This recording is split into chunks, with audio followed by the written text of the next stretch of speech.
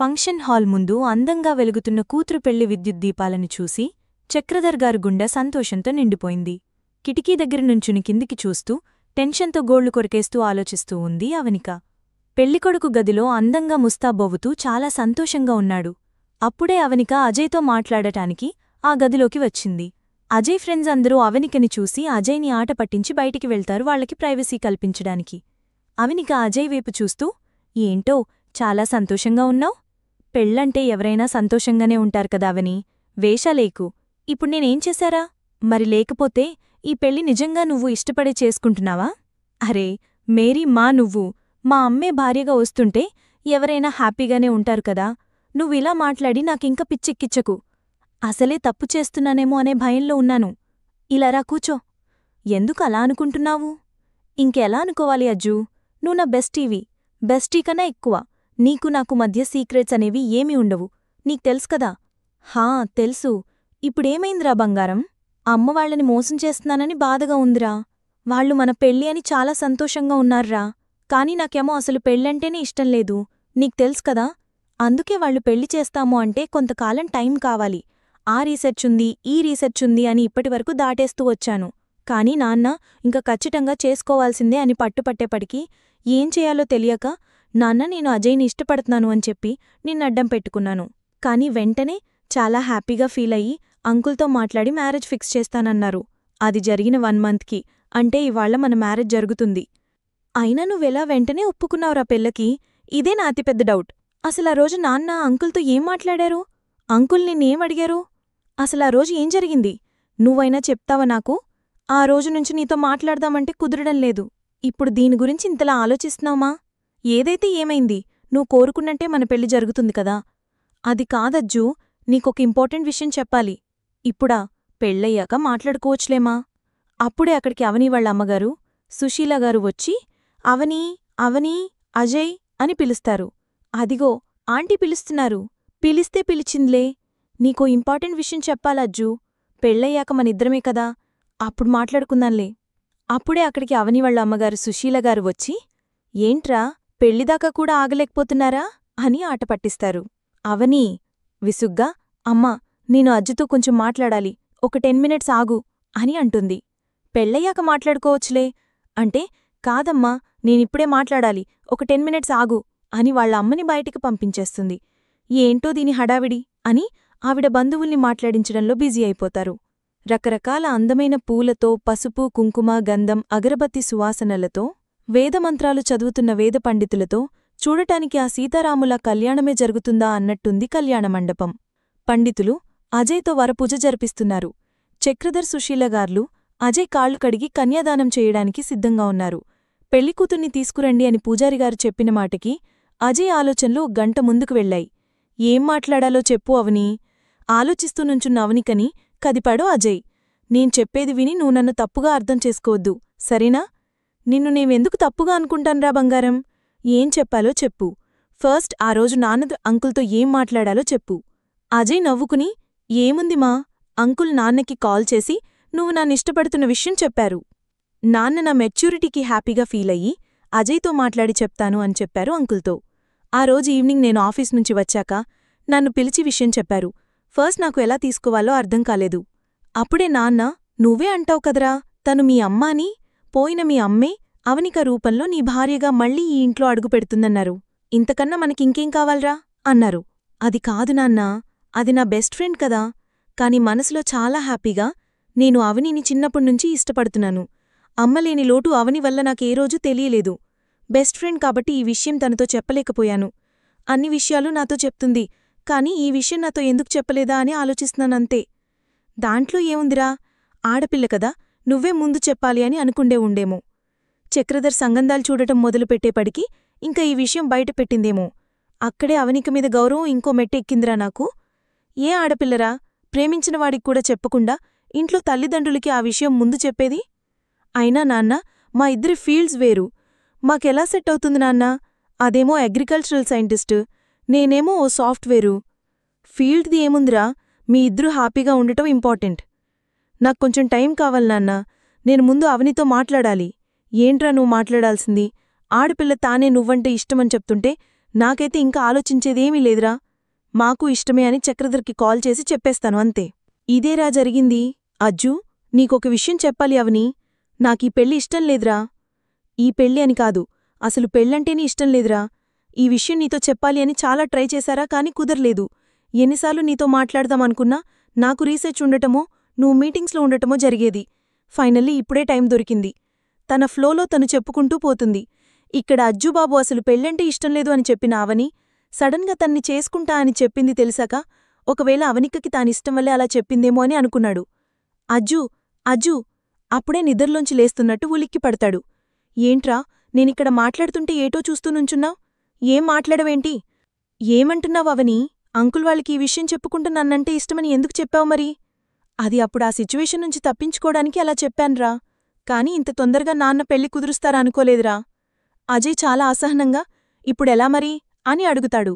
నా దగ్గరొక ఐడియా ఉంది అజ్జూ. మనం కాంట్రాక్ట్ మ్యారేజ్ చేసుకుందాం. 1 year అగ్రిమెంట్ పెళ్లి చేసుకుందాం. ఆ తర్వాత మనస్పర్ధలు వచ్చి డివోర్స్ తీసుకున్నామని చెప్పొచ్చు. అజయ్ షాక్ అయ్యి, వామ్మో వామ్మో, నీ బుర్రలో ఇన్ని ఆలోచనలు ఎక్కడ్నుంచి వస్తున్నాయే అని అనుకుంటాడు మనసులో. పైకి మాత్రం సైలెంట్గా ఉంటాడు. అజ్జో మాట్లాడవేంటిరా? అది కాదవని, ఇలా చేస్తే మనం వాళ్ళని మోసం చేసినట్టవుతుంది కదా. అలా ఎందుకవుతుందజ్జూ? నాకు పెళ్ళి అంటే ఇష్టం లేదు, వద్దు అంటే వాళ్ళ నా మాట విన్నారా? వాళ్ల సంతోషం కోసం నన్ను పెళ్లి చేసుకోమన్నారు. వాళ్ల మాట విన్నాను కదా. ఇందుకే నిన్నే నేను చూస్ చేసుకుంది. నువ్వైతే నా బెస్టివి, నన్ను బాగా అర్థం చేసుకుంటావని. ప్లీజ్ రా అజ్జూ, ఒప్పుకో. మనకి ఎక్కువ టైం కూడా లేదు. అజయ్ ఏదో ఆలోచించుకుని, సరే అయితే నువ్వు చెప్పిందానికి నేనొప్పుకుంటున్నా. కాని ఒక కండిషన్. ఈ 1 yearలో నీకు మన బంధం మీద ఏమాత్రం నమ్మకం కలిగినా లేదా నా మీద ఇష్టం కలిగినా మన బంధం శాశ్వతమవుతుంది. ఆ కండిషన్ మీద ఒప్పుకుంటాను. అరే అజ్జూ, నాకు పెళ్ళంటేనే ఇష్టం లేదు, ఇంక ఇవన్నీ ఏంటిరా? నా కండిషన్కి నువ్వు ఒప్పుకుంటే నేను నీ అగ్రిమెంట్కి ఒప్పుకుంటాను. లేదంటే ఇప్పుడే అంకల్ వాళ్లతో మాట్లాడి మ్యారేజ్ క్యాన్సిల్ చేసేద్దాం. ఏంట్రా, బెదిరిస్తున్నావా? లేదు బంగారం, నిజంగానే చెప్తున్నాను. ఎందుకంటే నాకు మన మ్యారేజ్తో ఎలాంటి ఇబ్బంది లేదు. ప్రాబ్లం నీదే కాబట్టి చాయిస్ ఈజ్ యువర్స్. టైం చూసి కొడుతున్నాడదవా అని మనసులో అనుకుని పైకి మాత్రం అయిష్టంగా సరే అంటుంది. అయిష్టంగా సరే అయితే నేను కూడా అగ్రిమెంట్కి ఒప్పుకుంటున్నాను. హమ్మయ్యా అనుకుని మెరుపు తీగల్లా తన గదిలోకి వెళ్ళి అగ్రిమెంట్ పేపర్స్ తీసుకొచ్చి సైన్ చేయమని చెప్తుంది. అన్నీ రెడీగా పెట్టుకుంది మెంటల్ది అని మనసులో అనుకుని అగ్రిమెంట్ ఒకసారి చదివి సైన్ చేస్తాడు. కాళ్లు తీసి పళ్లెంలో పెట్టునాయనా అని పంతులుగారు చెప్తుంటే స్పృహలోకి వస్తాడు అజయ్. చక్రధర్, సుశీలాగారు అజయ్ కాళ్లు కడిగి అవనికా చేతులు అజయ్ చేతిలో పెట్టి ఆవుపాలతో చిల్లర డబ్బులతో కన్యాదానం చేస్తారు. జిలేకర్ర బెల్లంగట్టం ముగిశాక ఆహుతులంతా అక్షింతలతో వధూవరులను మనస్ఫూర్తిగా ఆశీర్వదిస్తారు. మాంగల్యం తంతునానేనా మమ జీవన హేతునా కంఠే బద్నామి సుభగే త్వం జీవ శరదాం శతం అనే వేదమంత్రం సాక్షిగా అజయ్ అవనిక మెడలో 3 ముళ్ళు వేస్తూ 3 ప్రమాణాలు తనికి తానే చేసుకుంటాడు. మొదటి ముడికి నిన్ను నా దానిలా మార్చుకుంటాను. రెండవ ముడికి నువ్వు తయారు చేయించిన అగ్రిమెంట్ నీ చేత్తో నువ్వే చించేసేలా చేస్తాను. ఇంకా ముచ్చటగా 3వ ముడికి అసలు పెళ్ళే వద్దు అన్న నీతో నువ్వే నా భర్తవి, నువ్వే నా జీవితం అనేలా నిన్ను మార్చుకుంటాను. 3 ముళ్ళు వేసి అవనికా పక్కన కూచున్నాక బంధువులంతా ఆశీర్వదిస్తారు. అజయ్ తాళికట్టు కూచున్నాక ఆహుతులంతా అక్షింతలు వేసి కొత్త జంటను మనస్ఫూర్తిగా ఆశీర్వదిస్తారు. తలంబ్రాలగట్టంలో ఇష్టంగా అజయ్, పెద్దల కోసం అవనిక పోటీ పడుతూ ఉంటారు. అజయ్ వెనక అజయ్ చెల్లెలి స్ఫూర్తితో పాటు అజయ్ స్నేహితులంతా ఉంటారు. అవనిక వెనక అవనిక అన్నయ్య వినయ్, తన భార్య మల్లిక, ఇంకా అవనిక ఫ్రెండ్స్ ఉంటారు. అజయ్ నువ్వే గెలవాలి అని అజయ్ తరపు వాళ్ళు, అవనిక నువ్వే గెలవాలి అని అవనికా తరపు వండకు పోటీ చాలా ఉత్సాహంగా సాగుతుంది అని కింద కూర్చున్న పెదవాళ్లందరూ చాలా ఇంట్రెస్ట్గా చూస్తున్నారు. పంతులుగారు, చూడండి నాయనా, దీనిలో గెలుపు ఓటములు ఏమీ ఉండవు. పెళ్లిలో జరిగే ప్రతి ఘట్టం వెనక ఒక అర్థం పరమార్థం ఉంటుంది. ఈ రోజుల్లో పిల్లలకు ఇవేమీ అర్థం కావడం లేదు. అవేంటో మీరే చెప్పండి పంతులుగారు, మేం తెలుసుకుంటాము అన్నాడు అజయ్ ఫ్రెండ్స్లోని ఓ తుంటరి కుర్రాడు. చెప్తాను, శ్రద్ధగా వినండి అని ఆయన చెప్పడం మొదలుపెట్టారు. మంగళస్నానం. పెళ్లిరోజు మంగళస్నాన ఆచారంతో ప్రారంభమవుతుంది. ఇక్కడ వధూవరులు పవిత్ర స్నానం చెయ్యాలి. వారిని శుద్ధి చేసి పవిత్ర కర్మలు చేయడానికి వారిని సిద్ధం చేయడమే లక్ష్యం. ఈ స్నానాన్ని అభ్యంగన స్నానమంటారు. వారు ధరించడానికి కొత్త దుస్తులను అందిస్తారు మరియు ముందుకు సాగే సన్నదాల్లో అంతా బాగా జరుగుతుందని భాస్వరదిస్తారు. మంగళహారతి. మంగళస్నానమనంతరం ఆడపడుచుతో హారతి ఇప్పిస్తారు. ఇక్కడ వధూవరులకు తమ జీవితాలను సంతోషంగా నడిపించే జ్ఞానాన్ని ప్రసాదించాలని ప్రార్థిస్తారు. స్నాతకం. స్నాతకం అంటే గ్రాడ్యుయేషన్ లేదా పోస్ట్ గ్రాడ్యుయేషన్. ఇది సాధారణంగా గృహస్థుల బాధ్యతలు వరుడికి అప్పగించే ముందు నిర్వహిస్తారు. వివాహ ముహూర్తానికి కొన్ని గంటల ముందు వరుడి నివాసంలో స్నాతక కర్మ జరుగుతుంది. ఈ ఆచారంలో భాగంగా వరుడు తన శరీరానికి వెండి దారాన్ని ధరించమని అడుగుతారు. గౌరీపూజ. వివాహ వేడుకకు ముందు వధువు తన కుటుంబ సభ్యులు మరియు బంధువులతో కలిసి తన ఇంట్లో గౌరీపూజను నిర్వహిస్తుంది. ఈ సమయంలోనే ప్రవర వధూగోత్రాన్ని వంశాన్ని ఆమె పితృగోత్రం నుండి వరుడి గోత్రంగా మారుస్తారు. వధువు గౌరీపూజ చేస్తున్నప్పుడు 2 కుటుంబాలకు చెందిన వృద్ధ దంపతులు హాజరయ్యి ప్రవరానికి సాక్ష్యమివ్వాలి. వరుడికి బామ్మరిది కాళ్లు కడగడం కాశీయాత్ర ఎదుర్కోలు. వరుడు మరియు అతని కుటుంబ సభ్యులు వివాహవేదికకు వచ్చినప్పుడు వధువుల తల్లిదండ్రులు మరియు కుటుంబ సభ్యులు నాదస్వరం సాంప్రదాయ సంగీతం మధ్య అద్భుతమైన వైభవంగా వారిని స్వీకరించి స్వాగతించి బామ్మర్దితో కాళ్లు కడిగిస్తారు. ఈ ఆచారాన్ని ఎదుర్కోలు అంటారు.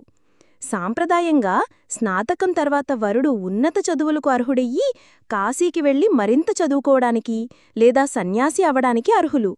అయితే వివాహానికి ముందు వేడుకగా వరుడు కాశీకి వెళ్లినట్లు నటించి తాను ప్రపంచ సుఖాలు అంటే వివాహం, సంబంధాలు, ఆస్తులు వంటివి వదిలేస్తానని మరియు ఇకపై కుటుంబ జీవితాన్ని గడపడానికి ఆసక్తి చూపడం లేదు అని చెప్తారు.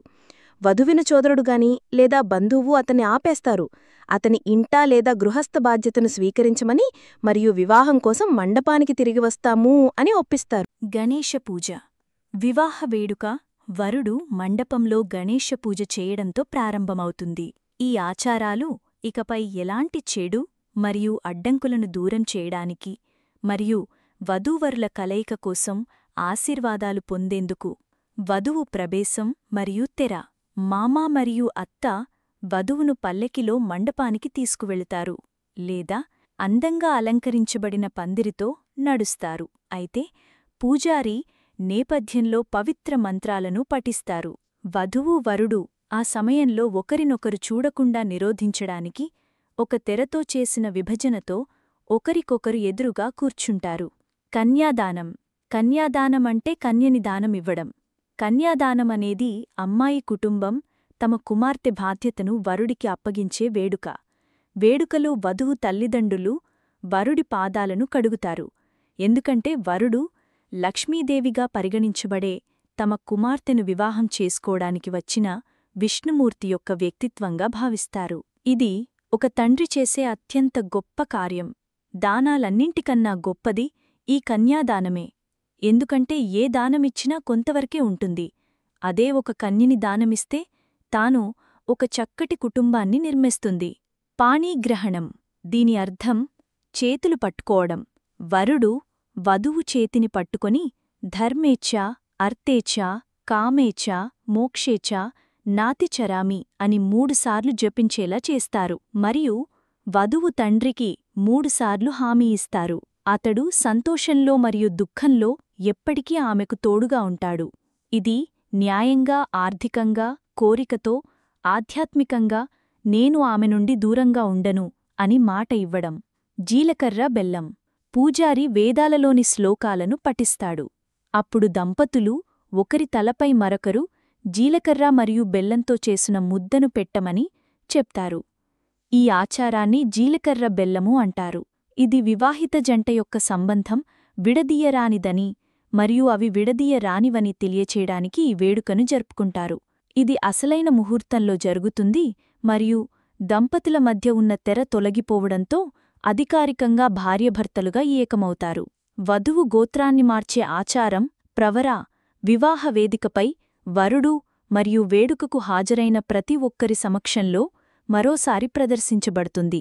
పెద్దలు దంపతులను అక్షింతలు వేసి ఆశీర్వదించగా చిన్నవారు శుభాకాంక్షలు తెలుపుతారు. మధుపర్కం.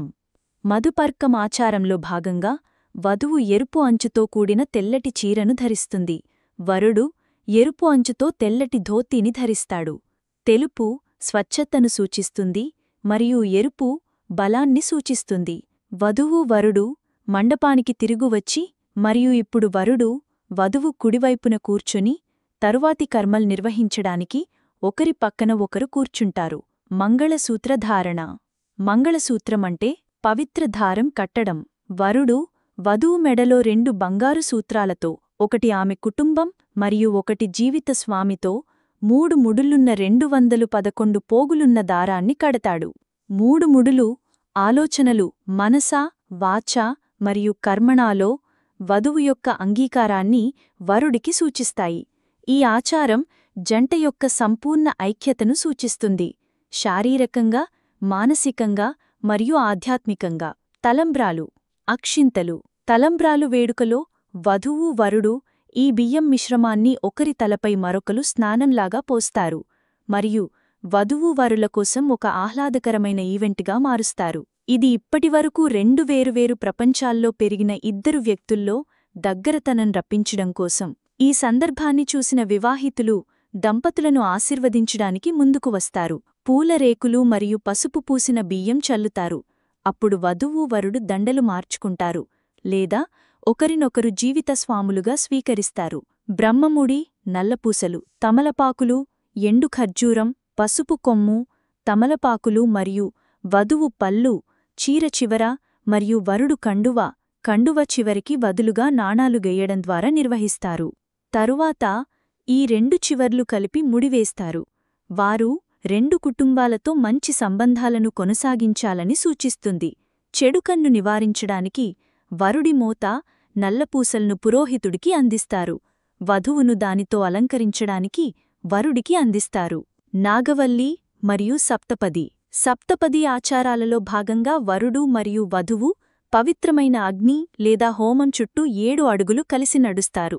ఒకరినొకరు పోషించుకోవడానికి, శక్తితో కలిసి ఎదగడానికి, వారి సంపదను కాపాడుకోవడానికి, సంతోషాలు మరియు దుఃఖాలను పంచుకోవడానికి ప్రమాణం చేస్తారు. ఒకరినొకరు చూసుకోవడం, పిల్లలు మరియు తల్లిదండ్రుల పట్ల శ్రద్ధ తీసుకోవడం, జీవితాంతం స్నేహితులుగా ఉండడం. సప్తపదితో వేదశాస్త్రాల ప్రకారం వివాహం పూర్తయింది. స్థాళిపాకం ఆచారంలో భాగంగా వరుడు వధువు పాదాలకు వెండిమెట్టెలు కాలి ఉంగరాలతో అలంకరిస్తారు. స్త్రీని తనది అని చెప్పుకోవడానికి పురుషుడు ఆమెకు వంగి ఉంటాడని కూడా నమ్ముతారు.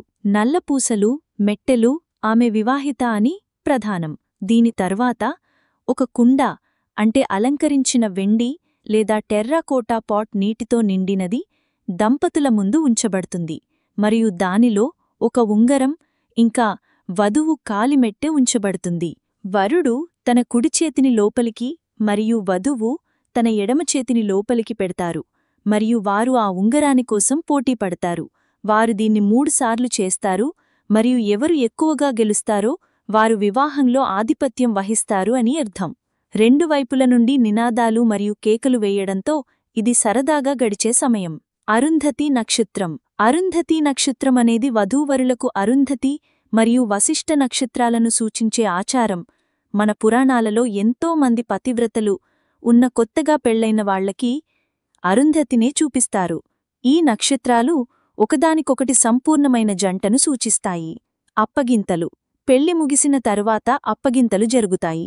వధువు తల్లిదండ్రులు ఆవుపాలలో ఆమె చేతులను ముంచి పురోహితుడు అప్పగింతల మంత్రాలు చదువుతుంటే వధువుని సాంప్రదాయంగా వరుడు మరియు అతని కుటుంబ సభ్యులకు అప్పగిస్తారు అని చెప్పడం ముగిస్తారు.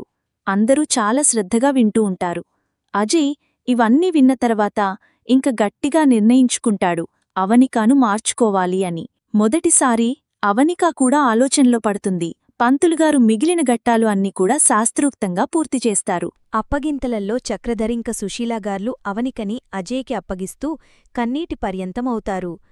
ప్రసాద్గారు ఊర్కో చక్రధర్, తానేమైనా పరాయింటికి వెళుతుందా, మీకేమైనా దూరంగా వెళుతుందా? 2 సందుల అవతలే కద మా ఇల్లు, మీరు ఎప్పుడు కావాలి అనుకుంటే అప్పుడు వచ్చి చూసి వెళ్ళొచ్చు. అది కాదన్నయ్యా, ఇప్పటివరకు తన్ని వదిలి దూరంగా ఉన్నది లేదు, అందుకే ఈ బాధ. ఏదైనా తప్పు చేసినా కడుపులో పెట్టుకోండన్నయ్యా, మీరు తన్ని కూతుర్లానే చూస్తారు, కాని చిన్నపిల్లన్నయ్యా, తెలిసి తెలియక ఏదైనా చేస్తే పెద్ద మనసు చేసుకుని క్షమించండి. వెంటనే స్ఫూర్తి సుశీలాగారితో, ఆంటీ, మీరు అంతలా చెప్పక్కర్లేదు. మా అన్నయ్య సరదాకి చెప్పిన కూడా తను మా అమ్మే ఆంటీ, మా అమ్మ ప్లేస్లోకి వస్తుంది. మీరు తన గురించి ఆలోచించకండి. ఆ మాటతో చక్రధర్ ఇంక సుశీలాగార్లు చాలా సంతోషంగా ఫీలవుతారు. చక్రధర్ ఇంక సుశీలాగార్లు ఇద్దరూ అవనికకి చాలా జాగ్రత్తలు చెప్పి అత్తగారింటికి సాగనంపుతారు.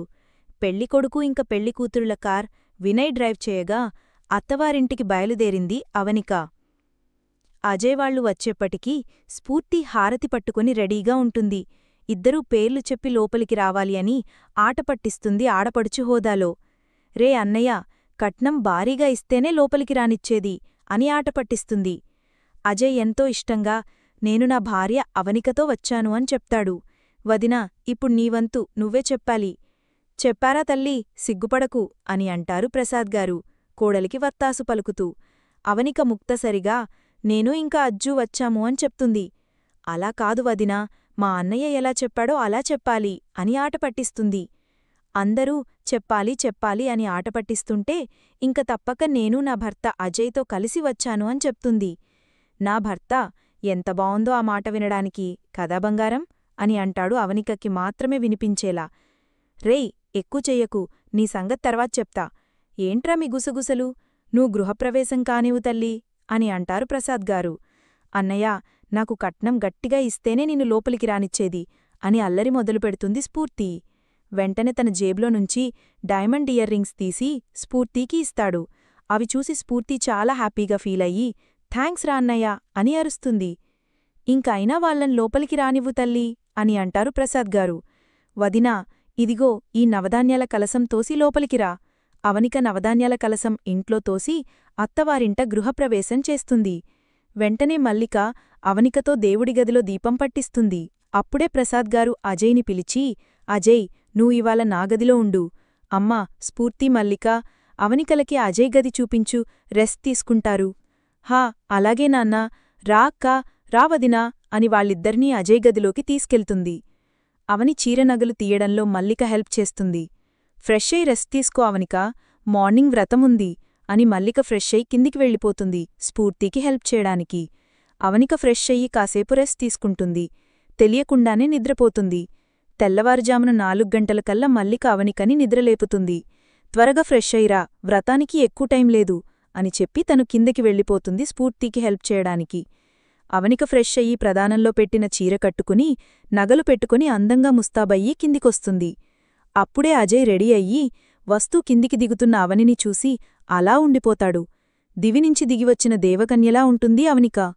కోలముఖం, చెక్కినట్టు ఉండే కనుబొమ్మలు, కొనతేలిన ముక్కు, మీనాలలాంటి కళ్ళు, పట్టుకుచ్చులాంటి బుగ్గలు, లిప్స్టిక్ అవసరం లేకుండా సహజంగానే పింక్ షేడ్లో ఉండే పెదాలు, చిన్ని గడ్డం, చూడడానికి ముద్దుగా ఉంది.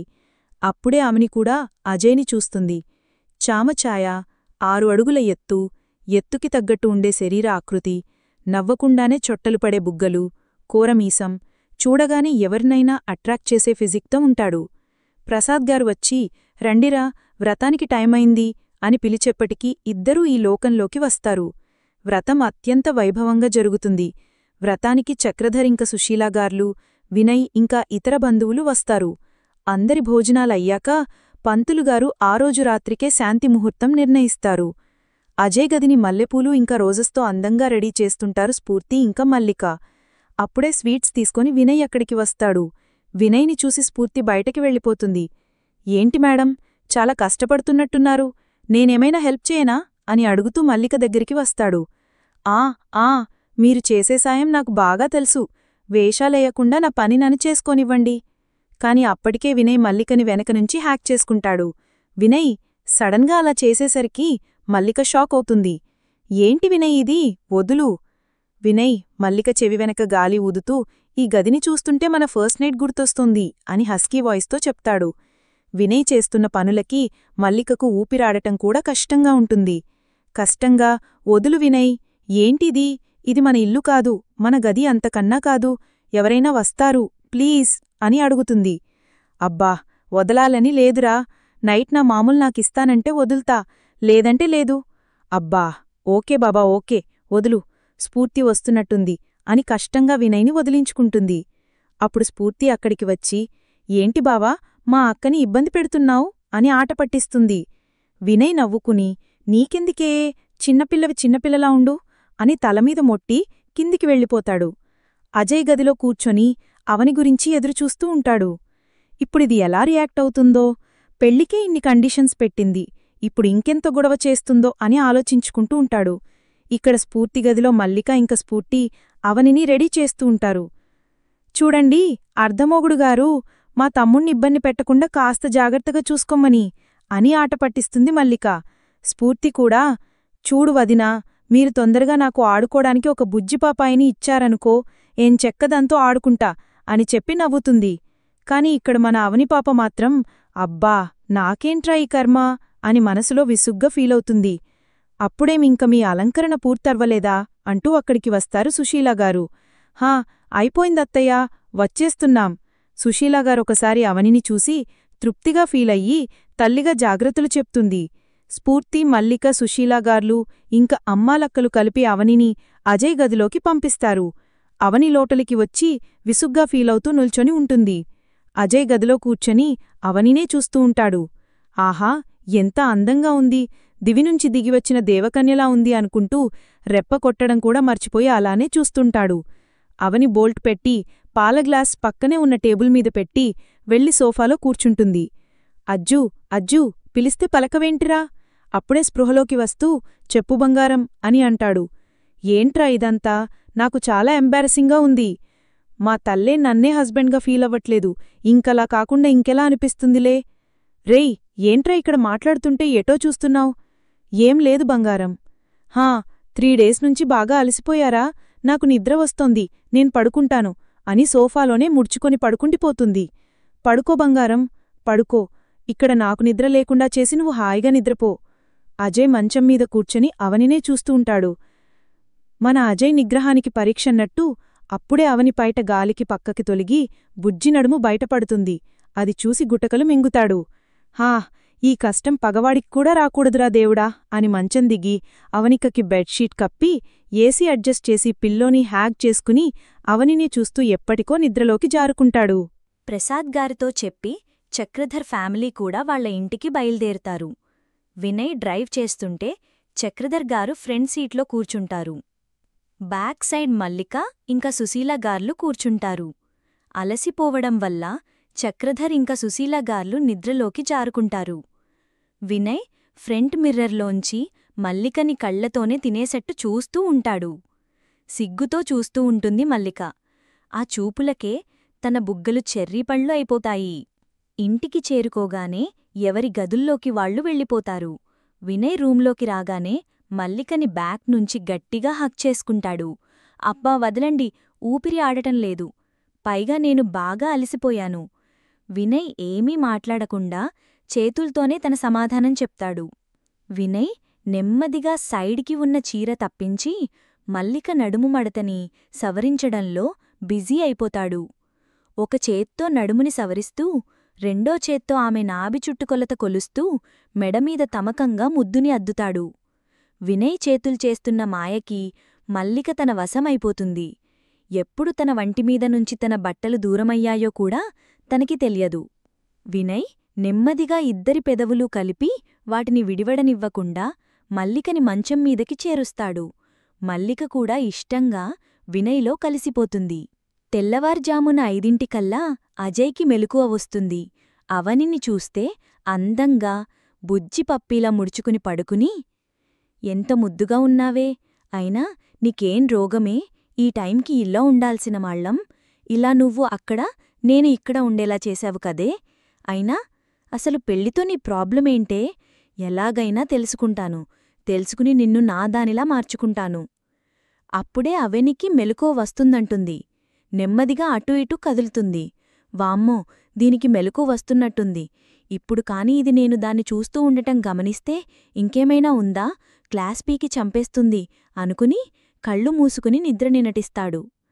అప్పుడే అవని నిద్రలేచి తనకి కప్పి ఉన్న బెడ్షీట్ని చూసి, నాకు ఈ పెళ్లి ఇష్టంలేదు, 1 ఇయర్లో నిన్ను వదిలేసి వెళ్ళిపోతాను అని తెలిసినా నామీద ఏమాత్రం కోపం చూపించకుండా ఇంకా నన్ను కేర్ చేస్తున్నావారా?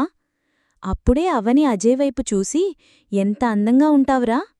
కాలేజ్ టైంలోనే నీకు ఫాలోయింగ్ మామూలుగా ఉండేది కాదు. అనవసరంగా నీ లైఫ్ని స్పాయిల్ చేస్తున్నాయేమోరా, ఐఎమ్ సారీరా అని పైకే అనుకుంటుంది. ఈ మాటలు వింటున్న అజయ్, అంత బాధపడేదానివి నాతో చక్కగా ఉండొచ్చు కదా, మనమిద్దరం మనకొక పాప, ఆహా ఊహించుకుంటేనే ఎంత బావుందో అని అనుకుంటాడు. ఏం చేయను నువ్వే చెప్పురా, ఇటూ తేల్చుకోలేని సిచ్యువేషన్లో నిన్ను అడ్డం పెట్టుకోవాల్సి వచ్చింది. నువ్వు నన్ను కాకుండా వేరే ఏ అమ్మాయిని పెళ్లి చేసుకుని ఉన్నా నిన్న నైట్ నీ లైఫ్ వేరేలా ఉండేదిరా. ఖచ్చితంగా నీకు బంగారంలాంటి అమ్మాయిని, నిన్ను అర్థం చేసుకునే అమ్మాయిని తీసుకువచ్చి నీ పెళ్లి చేస్తాను. నువ్వు ఎప్పుడూ హ్యాపీగా ఉండాలి. మా తల్లే, నేనేమో నీతో లైఫ్ షేర్ చేసుకోవాలి అని అందంగా కలలు కంటుంటే నువ్వు నా లైఫ్ని వేరే అమ్మాయితో జతచేస్తున్నావా? నీకొక దండమే బాబూ అని అనుకుంటాడు అజయ్. అప్పుడే అవని అజయ్ దగ్గరికి వచ్చి, నిన్ను కష్టపడుతున్నారా, తప్పట్లేదు అని అనుకుని అజయ్ నుదుటిమీద చిన్న ముద్దు అద్ది ఫ్రెష్ అవ్వడానికి వెళ్ళిపోతుంది. ఆ మాత్రం చిన్న ముద్దుకే ఇక్కడ అజయ్ బాబు మనసు గగనవిహారం చేస్తుంది. అవని ఫ్రెష్ అయి కిందకి వెళ్లేటప్పటికి మేడ్స్ ఇల్లు మాప్ పెట్టి ఉండటంతో పెరటిలోకి వెళ్ళి పూలు కోసుకొచ్చి దేవుడి గది శుభ్రం చేయడంలో బిజీ అయిపోతుంది.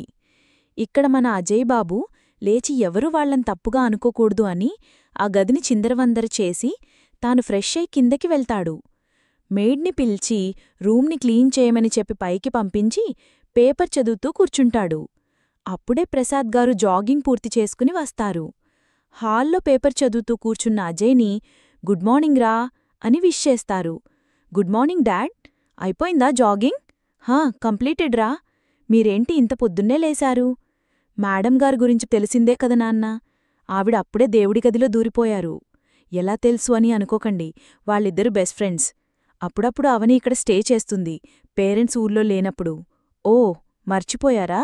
ఉండు, నేను కూడా ఫ్రెష్ అయ్యేసి వస్తాను అని ఆయన గదిలోకి వెళ్ళిపోటారు. ప్రసాద్ గారు ఫ్రెష్ అయి వచ్చేటప్పటికి అవని శ్రావ్యంగా లింగాష్టకం పాడుతూ ఉంటుంది.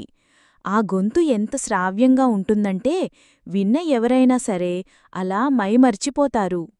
స్ఫూర్తి తన గదిలో నిద్రపోతూ ఉంటుంది. ఎక్కడో లీలగా లింగాష్టకం వినిపిస్తుంటే కళ్ళు తెరుస్తుంది. ఓ, ఇది వదిన గొంతు కదా అని అనుకుంటుంది. వెంటనే లేచి ఫ్రెష్ అయి కిందకి వస్తుంది. స్ఫూర్తి కిందకి వెళ్లేసరికి మేట్స్తో సహా అందరూ దేవుడిగది బయట భక్తితో నుంచుని ఉంటారు. నేను పూజ చేస్తే ఏ రోజైనా నన్ను పట్టించుకున్నారా? ఇదంతా వదిన గాత్రం మహిమ అని అనుకోకుండా ఉండలేకపోతుంది. స్ఫూర్తి దేవుడిగది దగ్గరికి వెళ్లేటప్పటికీ అవని దేవుడికి హారతి ఇస్తూ ఉంటుంది. అందరికీ హారతి ఇచ్చి ప్రసాదం పెట్టాక అక్షింతలు అజయ్ చేతిలో పెట్టి ఆశీర్వాదం కోసం అజయ్ కాళ్లకి నమస్కరిస్తుంది. ఇక్కడ అజయ్ షాక్లో ఇహం పరం మరిచిపోయి స్టాచ్యూల నుంచుని ఉంటాడు. ప్రసాద్ గారు అజయ్ని కదిపి, ఎంతసేపు అమ్మాయిని ఎదురుచూసేలా చేస్తావులా, త్వరగా దీవించు అని కోప్పడతారు.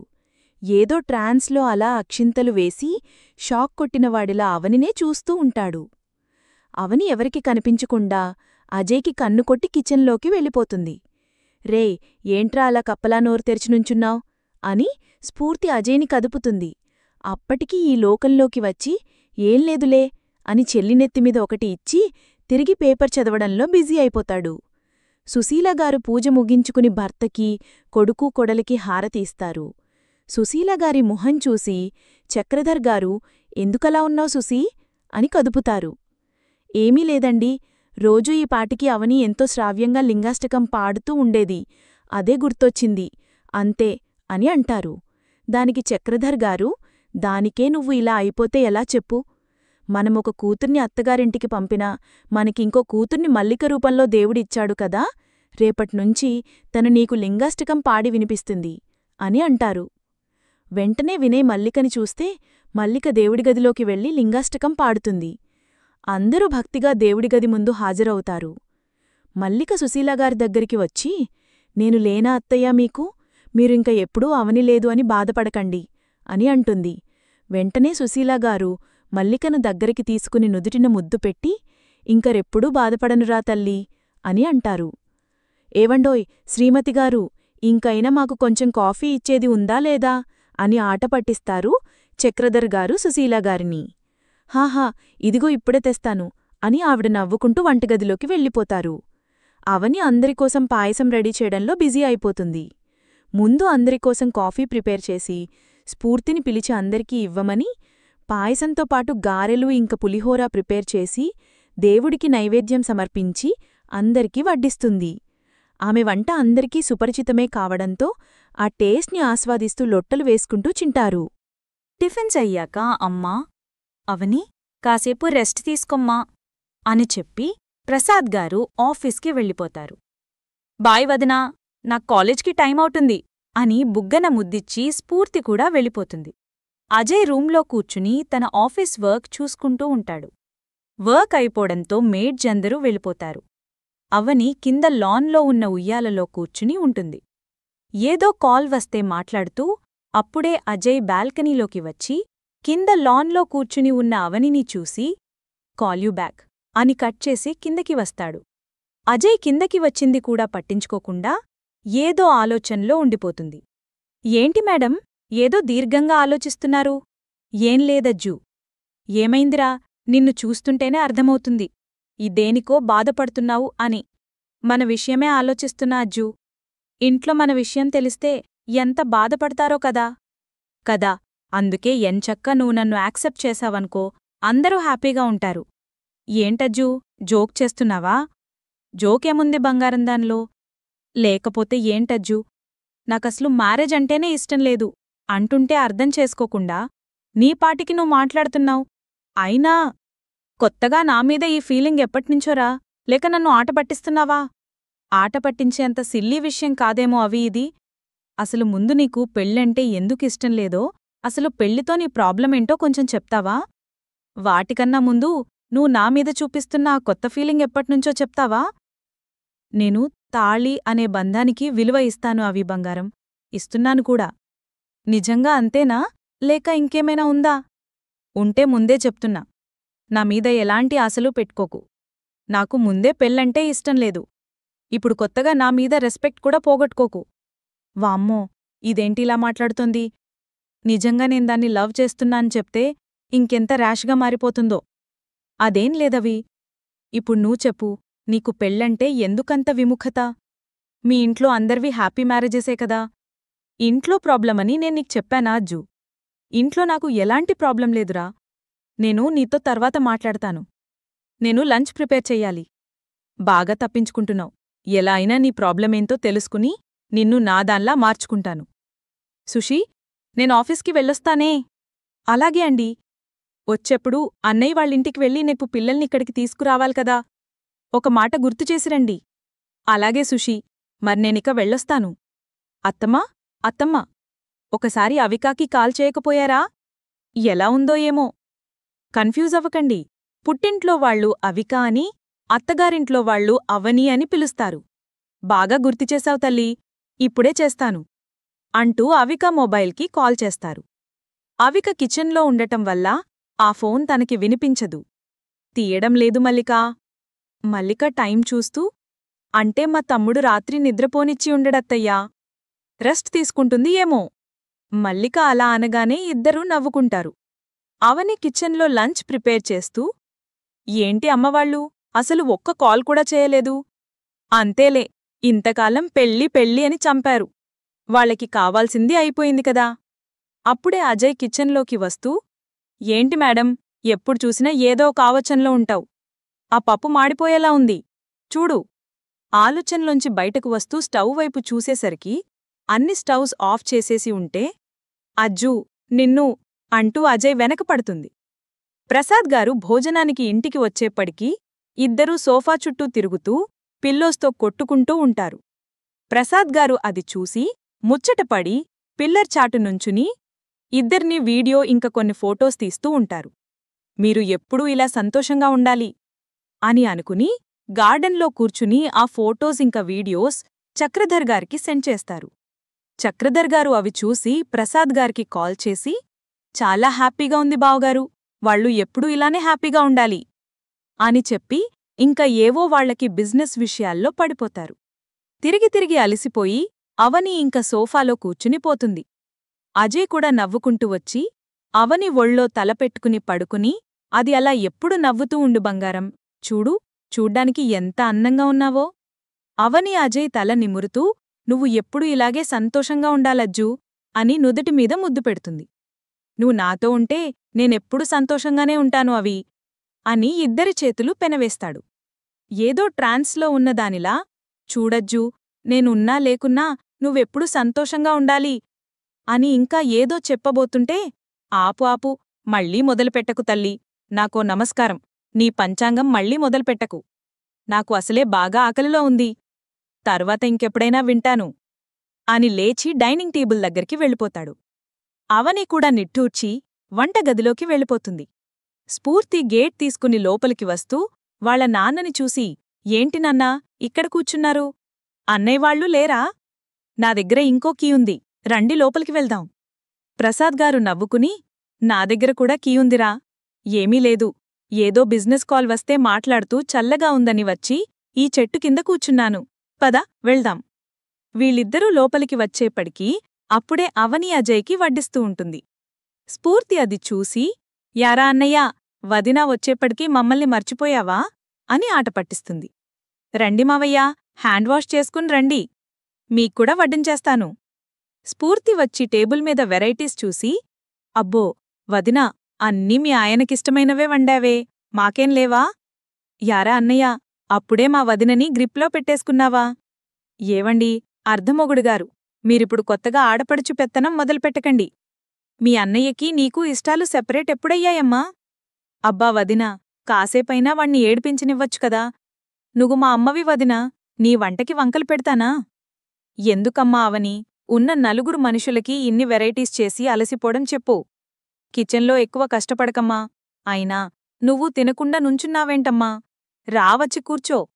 నీకీ ఇల్లు ఏమైనా కొత్తా? మేమన్నా కొత్త మనుషులమా? అందరం కలిసే తిందాం. యారా గాడిదా, అమ్మాయిని కూర్చోమని చెప్పేదిలేదా?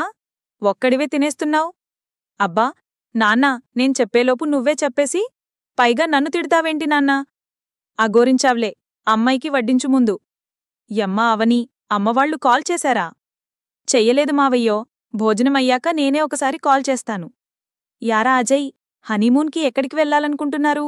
మళ్ళీ కొన్ని రోజులు గడిస్తే ఇద్దరూ వర్క్లో బిజీ అయిపోతారు. హనీమూన్ అన్న పదం దగ్గరే ఇద్దరూ గతుక్కంటారు.